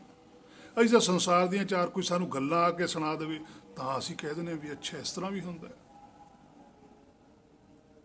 ਅਸੀਂ ਬਹੁਤ ਗੱਲਾਂ ਇਹੋ ਜਿਹੀਆਂ ਨੇ ਸੰਸਾਰ ਦੇ ਅੰਦਰ ਜਿਹੜੀਆਂ ਧਰਮ ਨੂੰ ਰੱਖ ਕੇ ਕੀਤੀਆਂ ਜਾਂਦੀਆਂ ਨੇ, ਅਸੀਂ ਉਹਦੇ ਭਰਮ 'ਚ ਪੈ ਜਾਂਦੇ ਹਾਂ। ਪਰ ਗੁਰਮੁਖ ਨਹੀਂ ਪੈਂਦਾ। ਗੁਰਮੁਖ ਤਾਂ ਅੱਖਾਂ ਦੇ ਸਾਹਮਣੇ ਦੇਖ ਕੇ ਵੀ ਭਰਮ 'ਚ ਨਹੀਂ ਪੈਂਦਾ, ਕਿਉਂਕਿ ਉਹਨੂੰ ਗੁਰਮੁਖ ਜਾਗਦਾ ਹੁੰਦਾ। ਉਹਦੇ ਸਾਹਮਣੇ ਜੋ ਸੰਸਾਰ 'ਚ ਹੋ ਰਿਹਾ ਹੁੰਦਾ, ਉਹ ਸੁੱਤੇ ਪਏ ਕਰਦੇ ਹੁੰਦੇ, ਉਹ ਸੁਪਨਾ ਹੁੰਦਾ। ਇਸੇ ਕਰਕੇ ਗੁਰਮੁਖ ਨੇ ਉਹ ਸੰਸਾਰ 'ਚ ਨਹੀਂ ਜੁੜੇ। ਨਹੀਂ, ਉਹ ਵੀ ਜੁੜ ਸਕਦੇ ਸੀ। ਉਹ ਸੰਸਾਰ 'ਚ ਆਪਣੀ ਕੋਈ ਨਾ ਕੋਈ ਹੋਂਦ ਰੱਖਦੇ। ਉਹਨਾਂ ਨੇ ਤਾਂ ਹੀ ਨਹੀਂ ਰੱਖੀ ਕਿ ਉਹ ਜਾਗਦੇ ਸੀ। ਉਹ ਕਹਿੰਦੇ ਸੁੱਤੇ ਪਿਆਂ 'ਚ ਕਾਹਦੀ ਰੱਖਣੀ ਹੈ ਆਪਣੀ ਹੋਂਦ। ਉਹ ਕਹਿੰਦੇ ਸੀ ਆਹ ਜੋ ਧਰਤੀ ਆ, ਜੋ ਸੰਸਾਰ ਹੈ, ਇਹ ਤਾਂ ਸਭ ਦੁੱਖਾਂ ਦਾ ਕਾਰਨ ਹੈ। ਇੱਥੋਂ ਤਾਂ ਨਿਕਲਣਾ ਹੈ। ਉਹਨਾਂ ਨੇ ਨਿਕਲਣ ਲਈ ਸਾਰਾ ਕੁਝ ਆਪਣਾ ਜੀਵਨ ਲਾਇਆ। ਹੇ ਮੇਰੇ ਮਨਾ, ਤੂੰ ਇਸ ਸੰਸਾਰ 'ਚ ਫਸਣ ਲਈ ਸਾਰਾ ਜੀਵਨ ਲਾ ਰਿਹਾ। ਤੂੰ ਇੱਥੋਂ ਨਿਕਲਣਾ ਨਹੀਂ ਚਾਹੁੰਦਾ, ਉਹ ਤੈਨੂੰ ਕਹਿੰਦੇ ਇੱਥੋਂ ਕੱਢੀਏ। ਇਸੇ ਕਰਕੇ ਤੇਰੇ ਮਾਰਗ ਦੇ ਅੱਗੇ ਅਨੇਕਾਂ ਹੀ ਡਿੱਕੇ ਨੇ। ਸਭ ਤੋਂ ਵੱਡੀ ਤਾਂ ਗੱਲ ਹੈ ਕਿ ਤੂੰ ਗੁਰਬਾਣੀ ਮੰਨਦਾ, ਤੂੰ ਗੁਰਬਾਣੀ ਦੇ ਪਾਠ ਪੜ੍ਹਦਾ, ਫਿਰ ਤੇਰਾ ਡਿੱਕਾ ਕਿਉਂ ਨਹੀਂ ਦੂਰ ਹੁੰਦਾ। ਗੁਰਬਾਣੀ ਤਾਂ ਕਹਿੰਦੀ ਮੰਨੈ ਮਾਰਗ ਠਾਕ ਨਾ ਪਾਏ। ਫਿਰ ਤਾਂ ਤੇਰੇ ਅੱਗੇ ਡਿੱਕਾ ਹੀ ਨਹੀਂ ਆਉਣਾ ਚਾਹੀਦਾ। ਸੰਸਾਰੀ ਤੌਰ ਤੇ ਸਾਡਾ ਬੱਚਾ ਖੇਡਦਾ, ਅਸੀਂ ਬੈਠੇ ਦੇਖਦੇ ਹਾਂ, ਉਹਦੇ ਅੱਗੇ ਕੋਈ ਵੀ ਡਿੱਕੇ ਵਾਲੀ ਚੀਜ਼ ਆਉਂਦੀ ਚੱਕ ਕੇ ਪਰੇ ਕਰ ਦਿੰਦੇ ਹਾਂ, ਕਿ ਉਹ ਸਾਡਾ ਬੱਚਾ ਹੈ, ਉਹ ਸਾਡੇ ਵੱਲ ਨੂੰ ਆਉਣਾ ਚਾਹੁੰਦਾ।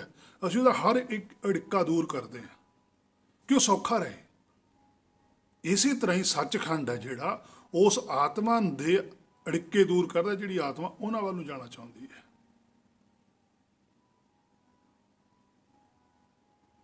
ਤੇ ਜੇ ਬੱਚਾ ਸਾਡੇ ਵੱਲ ਨੂੰ ਆਉਂਦਾ ਹੀ ਨਹੀਂ ਹੈਗਾ, ਅਸੀਂ ਉਹਦਾ ਅੜਿੱਕਾ ਥੋੜ੍ਹਾ ਦੂਰ ਉਹਦਾ ਸੱਟ ਖਾ ਲੈਂਦਾ ਕਿਤੇ ਨਾ ਕਿਤੇ। ਉਹਦੀ ਇੱਛਾ ਹੀ ਨਹੀਂ ਸਾਡੇ ਵੱਲ ਨੂੰ ਆਉਣ ਦੀ। ਇਸੇ ਤਰ੍ਹਾਂ ਹੀ ਸੱਚਖੰਡ ਵਾਲੇ ਹੈ, ਉਹ ਕਹਿੰਦੇ ਵੀ ਤੁਹਾਡੇ ਤੇ ਨਿਰਭਰ ਹੈ। ਮਨੁੱਖਾ ਤਨ ਚ ਆ ਕੇ ਜਿਵੇਂ ਬੱਚਾ ਮਾਤਾ ਦੇ ਗਰਭ ਵਿੱਚ ਹੁੰਦਾ ਹੈ, ਉਦੋਂ ਨਹੀਂ ਹੈ, ਉਦੋਂ ਤੋਂ ਹੀ ਸੰਭਾਲ ਕੀਤੀ ਜਾਂਦੀ ਹੈ। ਪਰ ਜਦੋਂ ਉਹੀ ਬੱਚਾ ਬਾਹਰ ਆ ਜਾਂਦਾ ਹੈ, ਫਿਰ ਉਹਨੂੰ ਆਪਣੇ ਆਪ ਤੇ ਵੀ ਨਿਰਭਰ ਹੋਣਾ ਪੈਂਦਾ ਹੈ। ਇਸੇ ਤਰ੍ਹਾਂ 84 ਲੱਖ ਜੂਨ ਦੇ ਵਿੱਚ 83,99,999 ਜੂਨਾਂ ਦੇ ਵਿੱਚ ਪਰਮੇਸ਼ਰ ਰੱਖਿਆ ਕਰਦਾ ਹੁੰਦਾ ਹੈ। ਸਿਰਫ ਮਨੁੱਖਾ ਤਨ ਵਿੱਚ ਆ ਕੇ ਉਹ ਕਹਿੰਦਾ ਵੀ ਹੁਣ ਤਾਂ ਤੇਰੇ ਕੋਲ ਵੀ ਅਕਲ ਹੈਗੀ ਹੈ, ਹੁਣ ਤਾਂ ਤੇਰੇ ਕੋਲ ਵੀ ਮੱਤ ਹੈਗੀ ਹੈ, ਤੂੰ ਵੀ ਵਰਤ। ਪਰ ਜੇ ਮਨੁੱਖਾ ਤਨ ਚ ਆ ਕੇ ਗੱਲ ਕਹਿ ਦੇਵੇ ਵੀ ਤੂੰ ਸਮਰੱਥ ਵੱਡਾ, ਮੇਰੀ ਮਦਦ ਤੋਰੀ ਰਾਮ, ਫਿਰ ਉਹ ਕਹਿੰਦਾ ਵੀ ਠੀਕ ਹੈ, ਜੇ ਤੂੰ ਮੇਰੇ ਤੇ ਨਿਰਭਰ ਆ ਫਿਰ ਮੇਰਾ ਫਰਜ਼ ਹੈ। ਪਰ ਇੱਥੇ ਆ ਕੇ ਇਹ ਕੀ ਕਹਿੰਦਾ, ਸਭ ਕੁਛ ਪਾਇਆ, ਘਾਟ ਨਾ ਕਿ ਨਹੀਂ ਕਹਾਇਆ, ਸਭ ਕਹਤੇ ਹੈ ਪਾਇਆ। ਉਹ ਕਹਿੰਦੇ ਇਸ ਤਾਂ ਪਾਇਆ, ਇੱਥੇ ਤਾਂ ਸਾਰੇ ਕਹਾਉਂਦੇ ਵੀ ਅਸੀਂ ਬ੍ਰਹਮ ਗਿਆਨੀ। ਫਿਰ ਉਹ ਕਹਿੰਦੇ ਵੀ ਸਾਨੂੰ ਜੀ ਸੰਗਤ ਕਹਿੰਦੀ ਹੈ ਬ੍ਰਹਮ ਗਿਆਨੀ, ਅਸੀਂ ਨਹੀਂ ਬ੍ਰਹਮ ਗਿਆਨੀ ਕਹਾਉਂਦੇ। ਫਿਰ ਤੁਸੀਂ ਸੰਗਤ ਨੂੰ ਕਿਉਂ ਨਹੀਂ ਰੋਕ ਲਾਉਂਦੇ? ਫਿਰ ਤੁਸੀਂ ਉਹਨਾਂ ਨੂੰ ਵੀ ਕਹੋ ਵੀ ਅਸੀਂ ਬ੍ਰਹਮ ਗਿਆਨੀ ਨਹੀਂ ਹੈ। ਜਿਹੜਾ ਸਾਨੂੰ ਕਹੂਗਾ ਉਹ ਆਪ ਦੋਸ਼ੀ ਹੋਊਗਾ। ਜਿਵੇਂ 10ਵੇਂ ਪਾਤਸ਼ਾਹ ਨੇ ਕਿਹਾ, ਜੋ ਹਮਕੋ ਪਰਮੇਸ਼ਰ ਉਚਰੈ ਤੇ ਸਭ ਨਰਕ ਕੁੰਟ में परੈ, ਮੋਕੋ ਦਾਸ ਤਬਨ ਕਾ ਜਾਨੋ ਤਾਂ ਮੈਂ ਭੇਦ ਨ ਰੰਚ ਪਛਾਨੋ। ਮੈਨੂੰ ਦਾਸ ਮੰਨ ਕੇ ਚੱਲਿਓ ਜੇ ਚੱਲਣਾ ਹੀ ਹੈ, ਕਿਉਂਕਿ ਮੈਂ ਦਾਸ ਹਾਂ, ਮੈਨੂੰ ਉਸ ਭੇਦ ਦਾ ਪਤਾ ਹੈ, ਮੈਨੂੰ ਉਹ ਸਾਰੀ ਸੋਝੀ ਹੈਗੀ ਹੈ। ਤੁਹਾਡਾ ਜਾਣਾ ਕੁਛ ਨਹੀਂ, ਮੇਰਾ ਰਹਿਣਾ ਕੁਛ ਨਹੀਂ, ਜੇ ਮੈਂ ਆਪਣੇ ਆਪ ਨੂੰ ਪਰਮੇਸ਼ਰ ਕਹਾ ਗਿਆ। ਤੁਸੀਂ ਵੀ ਮੈਨੂੰ ਪਰਮੇਸ਼ਰ ਕਹਿ ਕੇ ਮੰਨਣਾ ਸ਼ੁਰੂ ਕਰਤਾ ਤਾਂ ਮੈਨੂੰ ਨੁਕਸਾਨ ਹੈ। ਗੁਰਮੁਖ ਬਹੁਤ ਪੈਰ ਰੱਖਦਾ, ਗੁਰਮੁਖ ਹਰ ਇੱਕ ਗੱਲ ਨੂੰ ਵਿਚਾਰ ਕੇ ਚੱਲਦਾ। ਗੁਰਮੁਖ ਦੀ ਕਦੇ ਵੀ ਸਾਂਝ ਸੁੱਤੇ ਪਿਆ ਨਾਲ ਨਹੀਂ ਹੁੰਦੀ, ਜਾਗਦੇ ਦੀ ਸਾਂਝ ਕਦੇ ਵੀ ਸੁੱਤੇ ਪਏ ਨਾਲ ਨਹੀਂ ਹੁੰਦੀ। ਜਾਗਦੇ ਦੀ ਸਾਂਝ ਜਾਗਦੇ ਨਾਲ ਹੈ, ਜਾਗਤੇ ਕੋ ਜਾਗਤਾ ਮਿਲੇ। ਪਰ ਇੱਥੇ ਸੰਸਾਰ ਅੰਦਰ ਖੇਡ ਹੋਰ ਵਰਤਦੀ ਹੈ। ਇੱਥੇ ਸੁੱਤੇ ਪਏ ਹੀ ਪ੍ਰਚਾਰ ਕਰਦੇ ਆ, ਸੁੱਤੇ ਪਏ ਹੀ ਸੁਣਦੇ ਆ। ਉਹਨਾਂ ਦੀ ਫਿਰ ਆਪਸ ਵਿੱਚ ਹੀ ਸਾਂਝ ਹੈ, ਕਿਉਂਕਿ ਉਹਨਾਂ ਦੇ ਆਪਸ ਵਿੱਚ ਸੁਪਨੇ ਰਲਦੇ ਰਹਿੰਦੇ ਆ। ਉਹ ਸੁਪਨਿਆਂ ਦੇ ਵਿੱਚ ਹੀ ਖੁਸ਼ ਰਹਿੰਦੇ ਆ। ਉਹ ਕਹਿੰਦਾ ਮੈਨੂੰ ਆਹ ਮਿਲ ਗਿਆ, ਉਹ ਕਹਿੰਦਾ ਮੈਨੂੰ ਉਹ ਮਿਲ ਗਿਆ, ਉਹ ਕਹਿੰਦਾ ਮੇਰਾ ਆਹ ਕੰਮ ਪੂਰਾ ਹੋ ਗਿਆ, ਉਹ ਕਹਿੰਦਾ ਮੇਰਾ ਆਹ ਕੰਮ ਪੂਰਾ ਹੋ ਗਿਆ। ਉਹਨਾਂ ਦਾ ਚਿੱਤ ਇੱਥੇ ਹੀ ਲੱਗਿਆ ਹੋਇਆ। ਸੋ ਮੰਨੈ ਮਾਰਗ ਠਾਕ ਨਾ ਪਾਏ। ਗੁਰਮੁਖ ਨੇ ਜਿਹੜੇ, ਉਹਨਾਂ ਦੇ ਰਸਤੇ ਦੇ ਅੱਗੇ ਕੋਈ ਵੀ ਅੜਿੱਕਾ ਨਹੀਂ ਆਉਂਦਾ। ਸੋ ਜਿਤ ਮਾਰਗ ਤੋਂ ਪ੍ਰੇਰੋ ਸੁਆਮੀ ਤਿਤ ਮਾਰਗ ਹਮ ਜਾਤੇ। ਗੁਰਮੁਖ ਤਾਂ ਇਹ ਗੱਲ ਕਹਿੰਦੇ ਆ ਕਿ ਜਿਵੇਂ ਤੈਨੂੰ ਚੰਗਾ ਲੱਗਦਾ ਉਸੇ ਤਰ੍ਹਾਂ ਹੀ ਕਰਾ। ਅੰਗ 201 ਦੇ ਉੱਪਰ ਹੀ ਪਾਤਸ਼ਾਹ ਕਹਿੰਦੇ ਆ, ਮਾਰਗ ਚਲਤ ਸਗਲ ਦੁੱਖ ਗਏ। ਦੇਖੋ ਪਾਤਸ਼ਾਹ ਕਹਿੰਦੇ ਮਾਰਗ ਚਲਤ, ਕਹਿੰਦੇ ਜੇ ਤੂੰ ਮਾਰਗ ਦੇ ਵੀ ਚੱਲ ਪਵੇਂ, ਹੁਕਮ ਮੰਨਣ ਲੱਗ ਜਾਵੇਂ, ਤਾਂ ਸਗਲੇ ਦੁੱਖ ਗਏ। ਤੇਰਾ ਤਾਂ ਫਿਰ ਦੁੱਖ ਹੀ ਨਹੀਂ ਕੋਈ ਰਹਿੰਦਾ, ਕੋਈ ਚਿੰਤਾ ਹੀ ਨਹੀਂ ਹੈ, ਕਿਸੇ ਕਿਸਮ ਦਾ ਕੋਈ ਭਰਮ ਨਹੀਂ ਹੈ। ਇੱਕ ਬੰਦਾ ਜਾਗਦਾ, 100 ਬੰਦਾ ਸੁੱਤਾ ਪਿਆ, ਕੀ ਕਰ ਲੂ ਉਹਦਾ? ਸੁੱਤੇ ਪਏ ਬੰਦੇ ਬੜਬੜਾਉਣੇ ਦੀ ਵੀ ਰਹਿਣ ਤਾਂ ਵੀ ਕੁਝ ਨਹੀਂ ਕਰ ਸਕਦੇ। ਇਸੇ ਤਰ੍ਹਾਂ ਭਗਤਾਂ ਦਾ, ਗੁਰਮੁਖਾਂ ਦਾ ਇਹ ਸੰਸਾਰ ਕੁਝ ਨਹੀਂ ਕਰ ਸਕਿਆ। ਉਹਨਾਂ ਦੀ ਕਹੀਆਂ ਹੋਈਆਂ ਗੱਲਾਂ ਨੂੰ ਰੱਦ ਨਹੀਂ ਕਰ ਸਕਿਆ, ਕਿਉਂਕਿ ਰੱਦ ਤਾਂ ਕਰਦੇ ਜੇ ਕੋਈ ਸੋਝੀ ਰੱਖਦੇ ਹੁੰਦੇ। ਸੋ ਆਤਮਾ ਆਪਣੇ ਮੂਲ ਦੇ ਦੱਸੇ ਰਸਤੇ ਉੱਪਰ ਚੱਲਦੀ ਹੈ। ਜਿਹੜੇ ਹੁਕਮ ਨੂੰ ਮੰਨਦੇ ਆ, ਉਸ ਦੇ ਅੱਗੇ ਭਰਮ ਰੂਪ ਜਿਹੜੀ ਠਾਕ ਹੈ, ਉੜਿੱਕ ਹੈ, ਅਗਿਆਨਤ ਹੈ, ਉਹ ਕੁਝ ਵੀ ਨਹੀਂ ਕਰ ਸਕਦੀ। ਸੋ ਅੰਗ 42 ਉੱਪਰ ਵੀ ਪਾਤਸ਼ਾਹ ਕਹਿੰਦੇ ਹੈ, ਗੁਰਮੁਖਾਂ ਨੂੰ ਪੰਥ ਪ੍ਰਗਟਾ ਦਰ ਠਾਕ ਨਾ ਕੋਈ ਪਾਏ। ਗੁਰਮੁਖਾਂ ਨੂੰ ਪੰਥ ਪ੍ਰਗਟਾ, ਗੁਰਮੁਖਾਂ ਨੂੰ ਤਾਂ ਉਹ ਰਸਤਾ ਦਿਸਦਾ ਹੁੰਦਾ, ਪ੍ਰਗਟ ਹੁੰਦਾ ਉਹਨਾਂ ਦੇ ਸਾਹਮਣੇ। ਦਰ ਠਾਕ ਨਾ ਕੋਈ ਵੀ ਉਹਨਾਂ ਦੇ ਦਰ ਦੇ ਉੱਪਰ ਉਹਨਾਂ ਨੂੰ ਕੋਈ ਵੀ ਅੜਿੱਕਾ ਨਹੀਂ ਪੈਦਾ ਕਰ ਸਕਦਾ। ਸੋ ਪਾਤਸ਼ਾਹ ਕਹਿੰਦੇ ਮੰਨੈ ਮਾਰਗ ਠਾਕ ਨਾ ਪਾਏ। ਜਿਹੜਾ ਵੀ ਜੀਵ ਹੈ, ਜਿਹੜੀ ਆਤਮ ਹੈ, ਸ਼ੁੱਧ ਹੈ, ਜਿਹੜੀ ਹੁਕਮ ਦੇ ਵਿੱਚ ਚੱਲਦੀ ਹੈ, ਉਸ ਨੂੰ ਕਿਸੇ ਕਿਸਮ ਦਾ ਵੀ ਕੋਈ ਅੜਿੱਕਾ ਨਹੀਂ ਪੈਦਾ ਹੋ ਸਕਦਾ।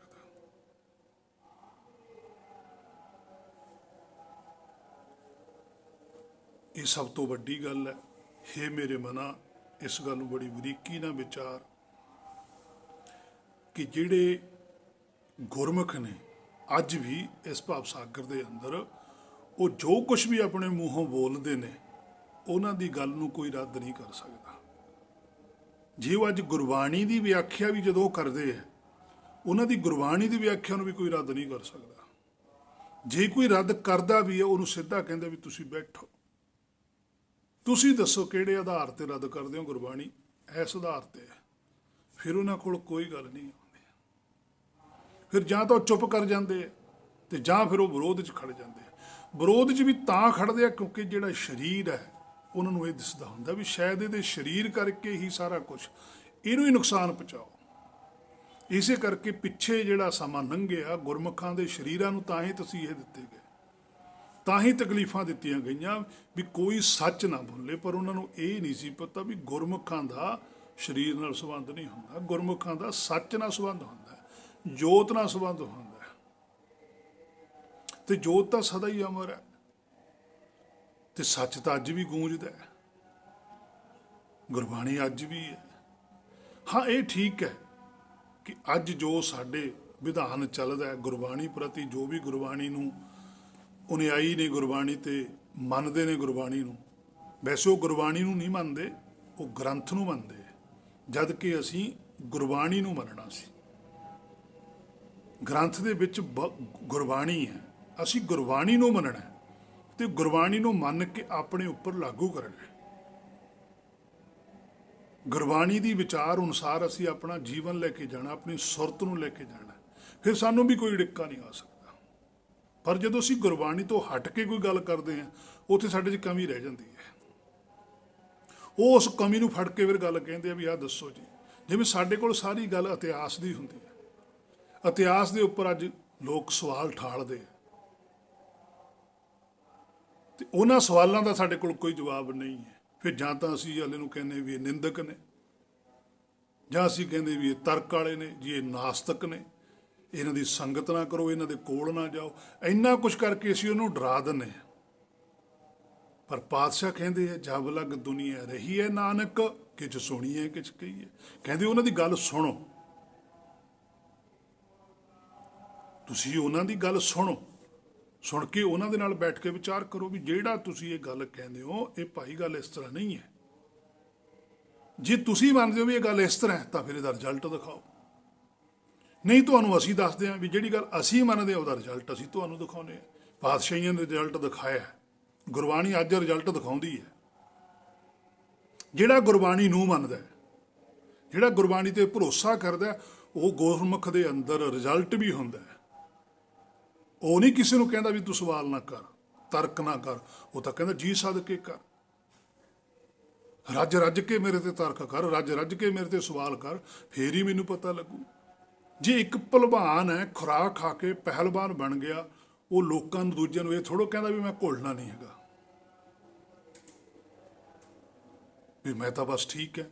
ਉਹ ਤਾਂ ਕਹਿੰਦਾ ਵੀ ਮੈਂ ਤਾਂ ਘੁਲਣਾ, ਉਹ ਤਾਂ ਝੰਡੀ ਨੂੰ ਵੀ ਹੱਥ ਪਾਉਂਦਾ, ਕਿਉਂਕਿ ਉਹਨੂੰ ਪਤਾ ਵੀ ਮੇਰੇ ਕੋਲ ਤਾਕਤ ਹੈ। ਜੇ ਮੈਂ ਘੁਲੂਗਾ ਤਾਂ ਹੀ ਲੋਕਾਂ ਨੂੰ ਮੇਰੀ ਤਾਕਤ ਦਾ ਪਤਾ ਲੱਗੂਗਾ ਨਾ। ਇਸੇ ਤਰ੍ਹਾਂ ਗੁਰਮੁਖ ਹੈ, ਗੁਰਮੁਖ ਦੇ ਅੰਦਰ ਜਦੋਂ ਸ਼ਬਦ ਗੁਰੂ ਪ੍ਰਗਟ ਹੁੰਦਾ ਹੈ, ਉਹ ਤਾਂ ਕਹਿੰਦਾ, ਤਾਂ ਹੀ ਤਾਂ ਕਬੀਰ ਸਾਹਿਬ ਜੀ ਪਾਤਸ਼ਾਹ ਕਹਿੰਦੇ ਨਾ ਮਾਰੂ ਰਾਗ ਦੇ ਅੰਦਰ, ਗਗਨ ਦਮਾਮਾ ਬਾਜੇ ਪਰਿਓ ਨਿਸ਼ਾਨੇ ਘਾਓ। ਕਹਿੰਦੇ ਹੁਣ ਤਾਂ ਹਿਰਦੇ 'ਚ ਸ਼ਬਦ ਗੁਰੂ ਪ੍ਰਗਟ ਹੋਇਆ। ਖੇਤ ਜੋ ਮਾਂਡੇ ਸੂਰਮਾ ਆਪ ਜੂਜਨ ਕੋ ਥਾਓ। ਕਹਿੰਦੇ ਹੁਣ ਆਇਆ ਨਜ਼ਾਰਾ। ਕਹਿੰਦੇ ਹੁਣ ਤਾਂ ਝੰਡਾ ਕੱਢਿਆ ਮੈਦਾਨ 'ਚ ਆ ਕੇ ਵੀ ਆਓ ਬਈ ਧਰਮ ਤੇ ਕਰੋ ਚਰਚਾ, ਲਿਆਓ ਆਪਣੇ ਧਰਮ ਦੇ ਗ੍ਰੰਥ, ਜੋ ਵੀ ਕੁਝ ਤੁਹਾਡੇ ਗ੍ਰੰਥਾਂ 'ਚ ਲਿਖਿਆ ਹੋਇਆ ਤੁਸੀਂ ਦੱਸੋ, ਨਹੀਂ ਤੁਹਾਨੂੰ ਮੈਂ ਦੱਸਦਾ ਵੀ ਤੁਹਾਡੇ ਗ੍ਰੰਥਾਂ 'ਚ ਕੀ ਲਿਖਿਆ ਹੋਇਆ। ਉਹਨਾਂ ਦੇ ਸਾਰੇ ਧਰਮ ਦੇ ਗ੍ਰੰਥਾਂ ਨੂੰ ਰੱਦ ਕਰ ਦਿੱਤਾ। ਵੇਦ ਪੁਰਾਨ ਸਿਮਰਤ ਸੁਧਿਆਖਰ ਸ਼ੁੱਧ ਕਰਤੇ ਸਾਰਾ ਕੁਝ। ਕੀ ਰਿਹਾ? ਕਿਸੇ ਦੇ ਐਡੀਆਂ ਵੱਡੀਆਂ ਮਨੌਤਾਂ ਨੇ ਜਿਹੜੀਆਂ ਉਹਨਾਂ ਦੀਆਂ ਚਲੀਆਂ ਆਉਂਦੀਆਂ ਲੱਖਾਂ ਸਾਲਾਂ ਤੋਂ, ਉਹਨਾਂ ਨੂੰ ਅੱਗੇ ਭਗਤਾਂ ਨੇ ਰੱਦ ਕਰਤਾ ਵੀ ਇਹ ਸਹੀ ਨਹੀਂ ਹੈ। ਨਿਰਜੀਓ ਪੂਜੈ ਮੜਾ ਸਰੇਵੈ ਸਭ ਬਿਰਥੀ ਘਾਲ ਗਵਾਵੈ। ਇੱਕੋ ਹੀ ਪੰਕਤੀ ਦੇ ਵਿੱਚ ਸਾਰਾ ਸਨਾਤਨ ਮਤ ਰੱਦ ਕਰਤਾ ਜਿਹੜਾ ਮੂਰਤੀ ਪੂਜਾ ਕਰਦਾ ਹੈ। ਇੱਕੋ ਹੀ ਵਚਨ 'ਚ ਕਿ ਨਿਰਜੀਓ ਪੂਜੈ, ਤੁਸੀਂ ਤਾਂ ਨਿਰਜੀਵਾਂ ਨੂੰ ਪੂਜੀ ਜਾਂਦੇ ਹੋ। ਮੜਾ ਸਰੇਵੈ, ਸਭ ਬਿਰਥੀ ਘਾਲ ਗਵਾਵਾ, ਕਹਿੰਦੇ ਜਿਹੜਾ ਕੁਝ ਵੀ ਤੁਸੀਂ ਕੀਤਾ ਤੁਹਾਡਾ ਵਿਅਰਥ ਹੈ। ਦਸਵੇਂ ਪਾਤਸ਼ਾਹ ਤਾਂ ਇਹਦੇ ਨੂੰ ਵੀ ਸਖਤੀ ਚ ਕਹਿੰਦੇ ਆ, ਕਾਹੇ ਪੂਜਤ ਹੈ ਪਸ ਪਾਹਨ ਮੇ ਪਰਮੇਸ਼ਰ ਨਾ ਹੈ। ਤੈਨੂੰ ਪਤਾ ਨਹੀਂ ਹੈਗਾ, ਤੂੰ ਚੇਤਨ ਸਰੂਪ, ਤੂੰ ਜੜ ਦੀ ਪੂਜਾ ਕਰੇ ਤੇ ਤੂੰ ਫਿਰ ਇੱਕ ਸਰੀਰ ਕਰਕੇ ਮਨੁੱਖ ਹੈ, ਵੈਸੇ ਤੂੰ ਪਸ਼ੂ ਹੀ ਹੈ। ਪੰਜਵੇਂ ਪਾਤਸ਼ਾਹ ਵੀ ਕਹਿੰਦੇ ਕਰਤੂਤ ਪਸ਼ੂ ਕੀ ਮਾਨਸ ਜਾਤ, ਕਹਾ ਮਾਨਸ ਰਿਹਾ ਆਪਣੇ ਆਪ ਨੂੰ, ਪਰ ਜਿਹੜੀ ਕਿਰਿਆ ਉਹ ਸਾਰੀ ਪਸ਼ੂਆਂ ਵਾਲੀ ਕਰਦਾ ਹੈ। ਲੋਕ ਪ੍ਰਚਾਰਾ ਕਰੇ ਦਿਨ ਰਾਤ, ਲੋਕਾਂ ਨੂੰ ਖੁਸ਼ ਕਰਨ ਲੱਗਿਆ ਹੈ, ਲੋਕਾਂ ਲਈ ਪ੍ਰਚਾਰ ਕਰਦਾ ਹੈ। ਪ੍ਰਚਾਰ ਨਹੀਂ ਸੀ ਕਰਨਾ, ਵਿਚਾਰ ਕਰਨੀ ਸੀ। ਦਿਨ ਰਾਤ ਇਹੀ ਸਕੀਮਾਂ ਘੜੀ ਜਾਂਦਾ ਵੀ ਫਲਾਣੇ ਥਾਂ ਤੇ ਦੀਵਾਨ ਕਰਨਾ, ਉੱਥੇ ਐਂ ਕਹੂੰਗਾ, ਧਮਕੇ ਥਾਂ ਤੇ ਐਂ ਕਰਨਾ, ਉੱਥੇ ਐਂ ਕਹੂੰਗਾ। ਇਹ ਨਹੀਂ ਦੇਖਦਾ ਕਿ ਮੈਂ ਕੀ ਕਰਨਾ ਹੈ, ਮੈਨੂੰ ਗੁਰੂ ਕੀ ਕਹਿੰਦਾ ਹੈ, ਮੈਨੂੰ ਗੁਰਬਾਣੀ ਕੀ ਕਹਿੰਦੀ ਹੈ, ਮੈਂ ਇਹ ਕੁਝ ਕਰਨਾ ਹੈ, ਦੂਜਿਆਂ ਨੇ ਨਹੀਂ ਕਰਨਾ। ਦੂਜਿਆਂ ਨਾਲ ਵਿਚਾਰ ਕਰਨੀ ਹੈ, ਵਿਚਾਰ ਕਰਨ ਦੀ ਆਗਿਆ ਸਾਰਿਆਂ ਨਾਲ ਬੈਠ ਕੇ ਵੀ ਆਪਾਂ ਵਿਚਾਰੀਏ। ਤੁਸੀਂ ਵੀ ਦੱਸੋ, ਤੁਸੀਂ ਇਹਨਾਂ ਵਚਨਾਂ ਨੂੰ ਕਿਵੇਂ ਵਿਚਾਰਦੇ ਹੋ? ਮੈਂ ਤਾਂ ਇਸ ਤਰ੍ਹਾਂ ਮਹਿਸੂਸ ਕਰਦਾ, ਤੁਸੀਂ ਵੀ ਦੱਸੋ। ਉਹ ਵੀ ਕੁਝ ਦੱਸਣ, ਫਿਰ ਗੁਰਬਾਣੀ ਨਾਲ ਮਿਲਾਇਆ ਜਾਵੇ, ਫਿਰ ਉਹਨਾਂ ਵਿਚਾਰਾਂ ਦੇ ਉੱਪਰ ਸਹਿਮਤੀ ਹੁੰਦੀ ਹੈ ਵੀ ਵਾਕਈ ਗੁਰਬਾਣੀ ਐਂ ਕਹਿੰਦੀ ਹੈ, ਆਪਾਂ ਇਸ ਤਰ੍ਹਾਂ ਨਹੀਂ ਕਰਦੇ, ਆਪਣਾ ਫਰਜ਼ ਬਣਦਾ ਆਪਾਂ ਐਂ ਕਰੀਏ, ਆਪਾਂ ਗੁਰਬਾਣੀ ਅਨੁਸਾਰ ਚੱਲੀਏ। ਪਰਖੈ ਗੁਰ ਕੀ ਬਾਤ ਖਰੀ, ਇਸ ਨੂੰ ਪਰਖੀਏ ਕਿ ਵਾਕਈ ਗੁਰਬਾਣੀ ਦੀ ਗੱਲ ਸਹੀ ਹੈ। ਹੁਣ ਗੁਰਬਾਣੀ ਦੀ ਗੱਲ ਸਹੀ ਦਾ ਸਾਨੂੰ ਤਾਂ ਪਤਾ ਲੱਗੂ ਜੇ ਅਸੀਂ ਆਪਣੇ ਤੇ ਲਾਗੂ ਕਰਾਂਗੇ। ਜੇ ਅਸੀਂ ਲਾਗੂ ਹੀ ਨਹੀਂ ਕਰਾਂਗੇ, ਸਹੀ ਦਾ ਗਲਤ ਦਾ ਕਿਵੇਂ ਪਤਾ ਲੱਗੂਗਾ? ਸੋ ਹੇ ਮੇਰੇ ਮਨਾ, ਜਿਹੜੇ ਗੁਰਮੁਖ ਨੇ ਉਹਨਾਂ ਦਾ ਜਿਹੜਾ ਮਾਰਗ ਹੈ, ਉਹਨਾਂ ਦੀ ਜਿਹੜੀ ਸੁਰਤ ਹੈ, ਉਹਦੇ ਅੱਗੇ ਕੋਈ ਵੀ ਭਰਮ, ਕੋਈ ਮਾਇਆ, ਕੋਈ ਪਖੰਡ ਠਾਕ ਨਹੀਂ ਪਾ ਸਕਦਾ, ਕੋਈ ਵੀ ਅੜਿੱਕਾ ਨਹੀਂ ਲੱਗ ਸਕਦਾ, ਕਿਉਂਕਿ ਗੁਰਮੁਖ ਸਦਾ ਹੀ ਹੁਕਮ ਦੇ ਵਿੱਚ ਜੀਵਨ ਬਤੀਤ ਕਰਦੇ ਆ। ਸੋ ਇੱਥੋਂ ਤੱਕ ਕਿ ਅੱਜ ਦੇ ਸ਼ਬਦ ਦੀ ਵਿਚਾਰ ਸੀ ਜੋ ਗੁਰ ਕਿਰਪਾ ਦੁਆਰਾ ਕੀਤੀ ਗਈ। ਅਗਲੀ ਵਿਚਾਰ ਜੇ ਗੁਰ ਨੇ ਕਿਰਪਾ ਕੀਤੀ ਤਾਂ ਫਿਰ ਕੱਲ ਕੀਤੀ ਜਾਵੇਗੀ। ਹੋਈਆਂ ਬੇਅੰਤ ਭੁੱਲਾਂ ਦੀ ਖਿਮਾ, ਬੁਲਾਓ ਫਤਿਹ। ਵਾਹਿਗੁਰੂ ਜੀ ਕਾ ਖਾਲਸਾ, ਵਾਹਿਗੁਰੂ ਜੀ ਕੀ ਫਤਿਹ।